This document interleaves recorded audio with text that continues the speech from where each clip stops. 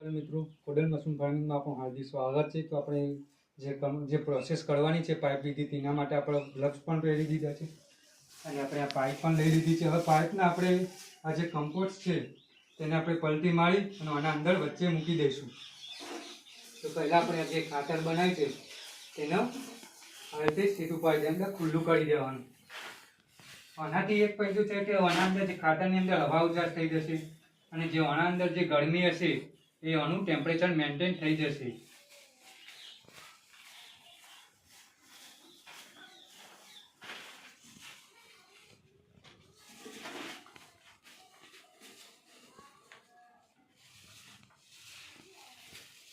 તો મિત્રો આવી રીતે પાઇપની અંદર આપણે દાબી દેવાની છે વચ્ચે અને ઉપર પાઇપ નાખી દેવાની છે। ઉપર આ વર્મી કમ્પોસ્ટ ખાતર દબાઈ દેવાનું છે જેના કારણે પાઇપથી હવા ઉજાસ રહે। એક બીજી મોટી પાઇપ તંબુ લઈને આ રીતે આડી મૂકી દેવાની છે।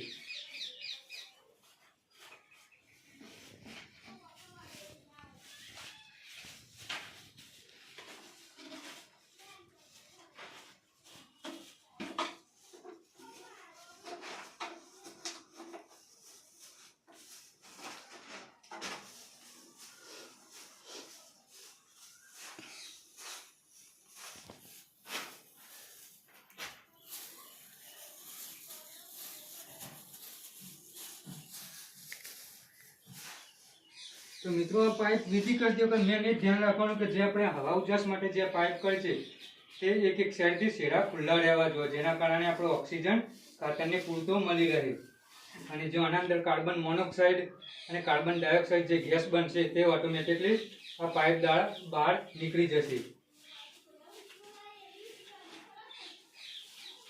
તો મિત્રો આ વિડીયોની અંદર તમને કોઈ ભૂલ ચૂક કોઈ સજેશન હોય તો કોમેન્ટ કરજો અને આ વિડીયો ગમ્યો હોય તો લાઈક કરજો, શેર કરજો અને કોમેન્ટ કરજો।